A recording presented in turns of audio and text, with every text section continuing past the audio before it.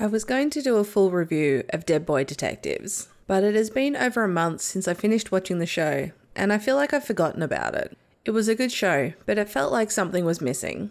I binge-watched it really quickly as I was enjoying it and wanted to see what came next. But when I was done, I didn't keep thinking about it, and I was ready to move on.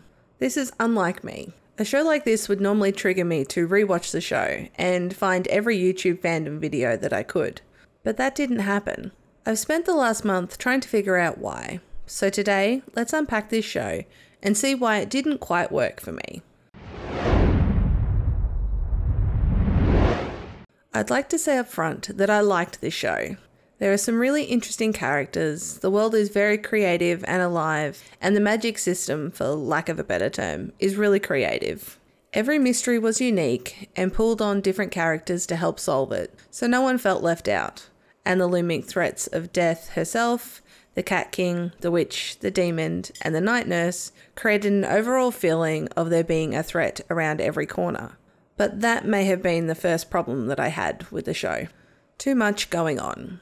There are 5 looming threats, 5 main characters, all with deep and dark backstories and a lot to deal with, and a new mystery every episode that would introduce more characters and things going on with them.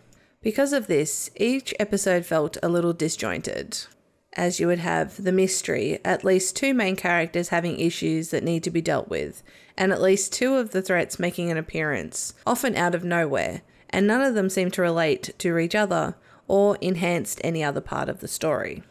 Take, for example, episode 3, The Case of the Devlin House.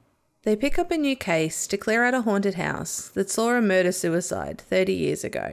Edwin has an issue with Charles and Crystal being so close, and befriends Morty, who is part of the witch Esther's plan, and is being followed by the Cat King's cats. Charles has issues once he gets into the house and is reminded of his abusive father. Crystal is having issues with the demon David getting inside her head, who shows up conveniently just in time to put Crystal in danger.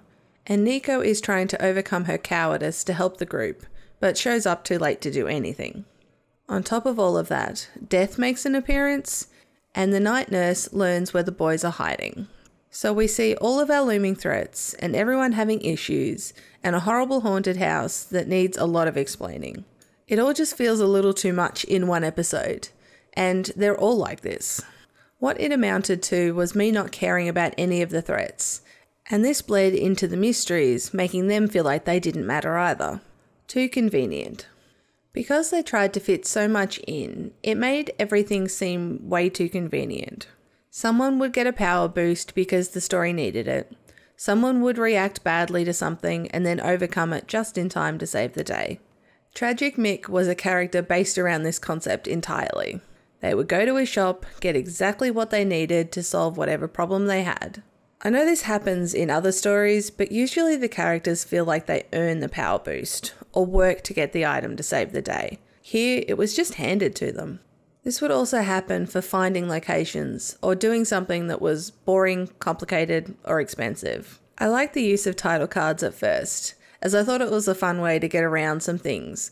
As the show went on, I felt that they were a cheap way to avoid exposition, or delving deeper into the story. It was just another way to keep things moving, without having to tell us why. Dialed up too high? Or not enough? As much as I love these characters, and felt everything they went through in the show, I have to admit that the dialogue and how they handled their emotions was dialed up way too high for most of the show.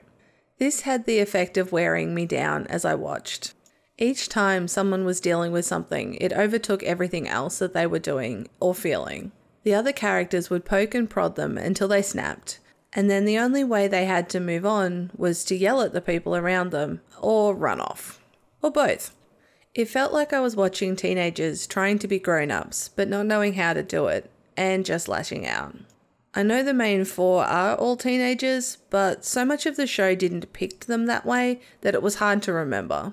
It got hard to watch, and not in a good drama way, as each episode would have at least one character breaking down and yelling. Then they would swing back in the other direction and get over deeply traumatic things very quickly. Charles gets over his abusive father issues with one forced conversation with Crystal. Edwin gets over being trapped in hell and being rejected by Charles way better than anyone should. Crystal deals with demon possession and was like, yep, let's fly to another country to save a girl. And Nico gets over dying and decides to keep the things that nearly killed her in a jar. This back and forth between the two extremes kind of gave me whiplash and made the characters feel a little bit unstable.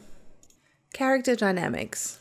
The one thing I really did love about the show is how all the characters felt so unique and had different relationships with each other. You can pick any character and list their individual traits, relationships, and goals. Take Edwin, for example. He is uptight, he likes learning, and he likes doing things by the book. He is in love with Charles and worries about losing him to Crystal. He doesn't want Crystal to be in the Dead Boy Detectives and fights with her all the time. He likes Nico and listens to her advice. His goals are to stay out of hell, as he was only there on a technicality, and to help as many ghosts as possible to move on, both to help them and to help him plead his case for not going back to hell.